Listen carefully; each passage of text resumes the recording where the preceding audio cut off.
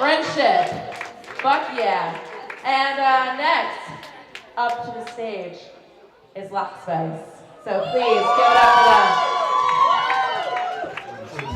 Niggas in the Cadillac, they call us with the plates, box, putting the sock up on their mouth. It's like little rocks are banging. Niggas say, motherfuck that plaguing. They paying. We staying legging, go cash.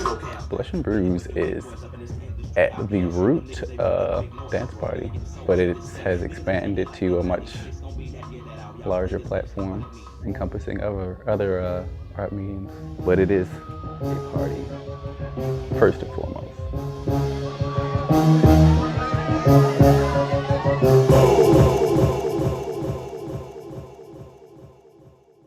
This is, I guess, like the first event that I've consistently put together myself.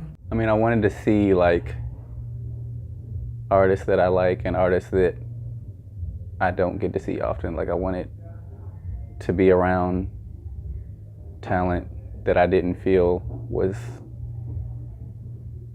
showcased enough. So I wanted to push people to either play their first show or play their first show in the city, or to play more shows, or to play shows with these people that they hadn't played with.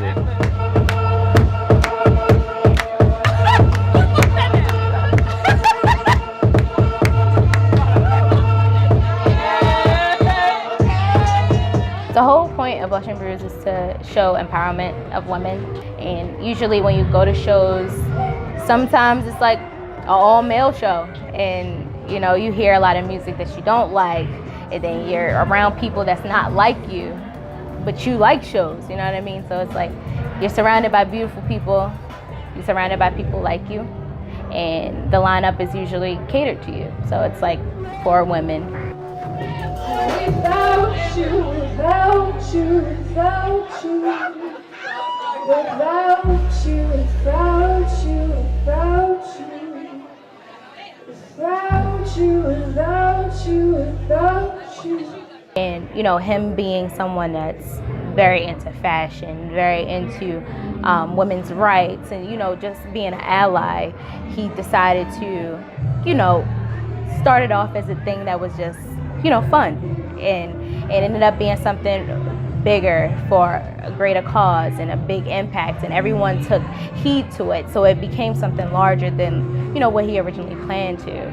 But of course, like, coming to women about it and coming to people and getting advice on how to run it, it became a collaborative effort with women, with men, with, you know, anyone. And I think that's what really important when it comes to women's rights and, you know, showing love to women. It's like, not only women can show love to women, you know what I mean? Men can love women too. Oh, make some noise! Go, go away, go away, go away, go away, go away. There's a group of people, but there's not really like members in a traditional sense, because like I said, it's not a collective.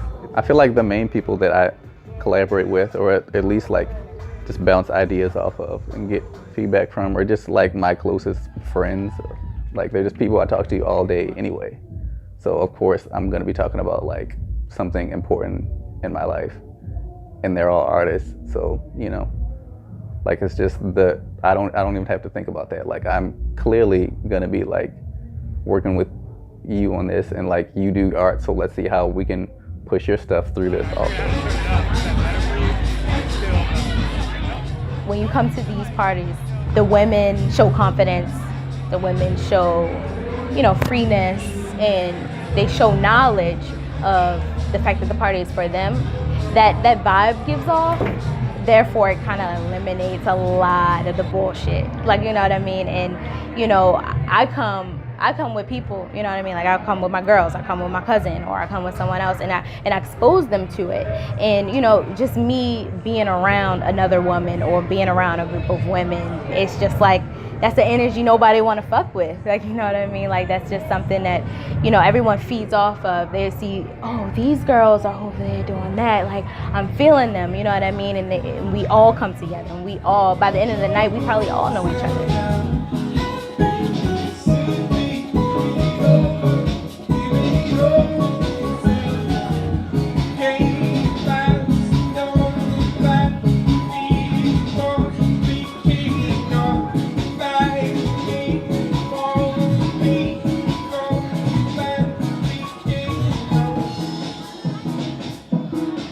you guys doing? You can come closer, we're just warming up. It's gonna be awkward and corny.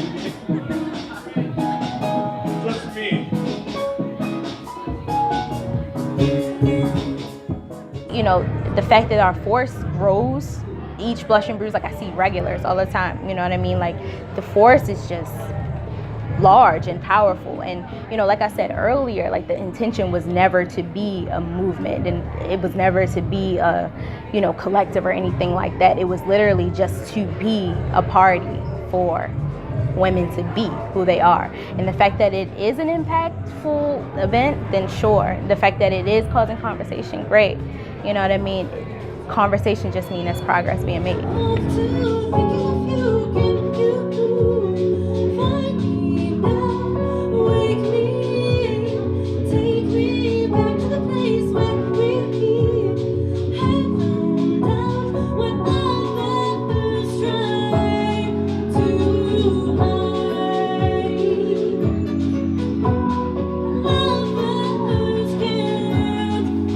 We're not really represented, you know, as far as like women booking shows or just like headlining the shows and stuff like that. So I feel like, I don't know, I sound cliche. What is what y'all about to do? Y'all about to go back to the bar, get real fucking drunk, and then we're gonna have a good fucking time tonight, okay? We about to go in with Jack Jill. Baby.com is playing tonight. Joy Postel's gonna be here tonight. I get to talk all fucking night long. This is gonna be real cute, okay? Y'all ready to have some fun?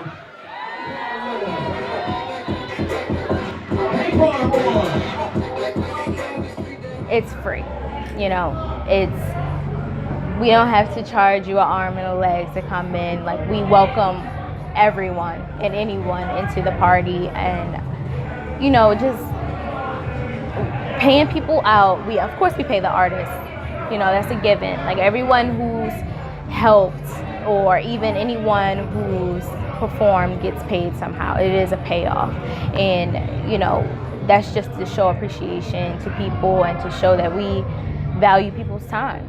And, you know, in Baltimore, I feel like that's very important, because a lot of people will feel like, oh, if I'm not getting anything from it, I don't want to do it. You know what I mean? And which is valid. You can always put a value on your work. You can always put a value on yourself. But the fact that it's free for anyone to come network, free for anyone to come party, and, you know, I feel like that's great for Baltimore.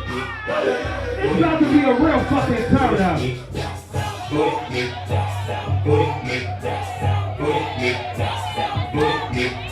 It's that point in the night when you say fuck being cute and just fuck it up. When I do get feedback, it's cool to see like what the experience means to people. Every so often I'll get a message or like somebody will say something, but not too much. I feel like people wouldn't even know to directly message me anyway. Like, it's not like common knowledge. It's not like you walk in here and you know you're at Jacob's Bash. It's like you're just at Blush and Bruise. You're at this thing your friend told you to go to.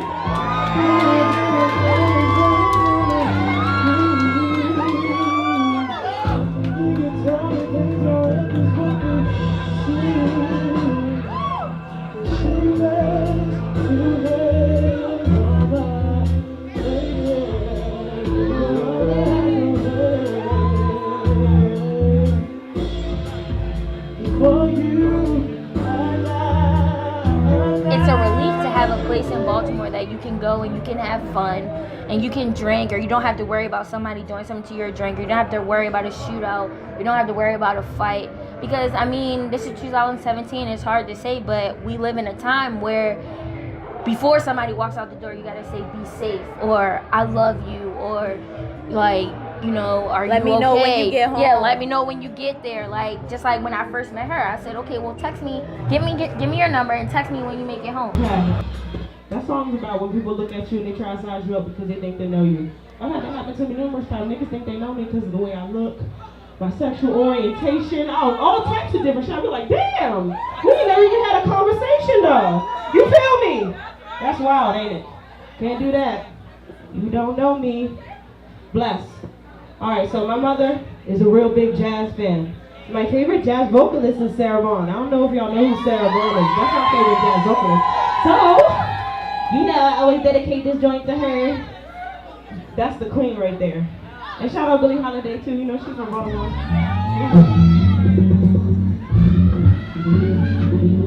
Alright. This is a song about niggas stealing dope. Niggas steal dope every day. Shit. He's smoking dope in the hotel room. Better watch the clock, cause his time is coming soon. Now who would have ever known? They can't control who comes in and out of the crown. So it's like, we felt comfortable when we first got here. And then we noticed like guys staring at us and guys like, it's like a group of guys, it's 3 of them. They're probably still upstairs. They probably somewhere might be looking for us. We don't know. Like one of them stood to the side of me, one of them stood to the side of her, and the other one was behind us. And I was just like, yeah, that's not cool. Like I felt like we were like trapped.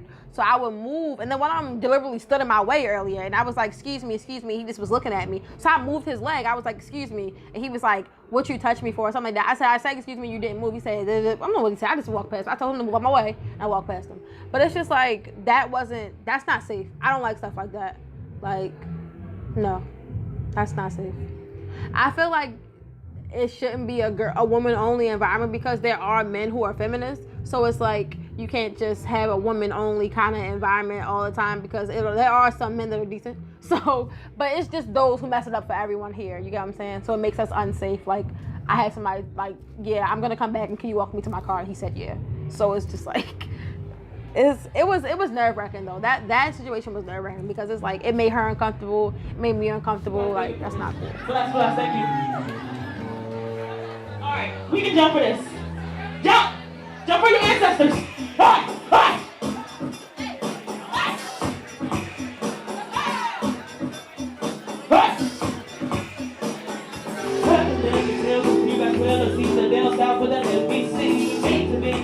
Growing up, like, I didn't know that I was allowed to be feminine. I just thought like, oh, I'm artsy, and that's like, you know, that's a good enough excuse for it. And people in where I'm from are like just straight bros. So for them, it's like you either are masculine as hell or you're not. And so like, you know, you fake your way through knowing sports. You say you're a Patriots fan because you're from a place where there aren't any sports. But then you grow up into a place like Baltimore where you're allowed to be feminine, you're allowed to be more soft, you know, you're allowed to, I don't know, like I feel like, especially my photos, they're very feminine, they're very soft. Well, the stereotypical, like what femininity is in that range. Like my photos are very soft, pretty, you know, delicate, and my music probably isn't that soft only because my voice isn't that like soft or delicate, but it's definitely pretty.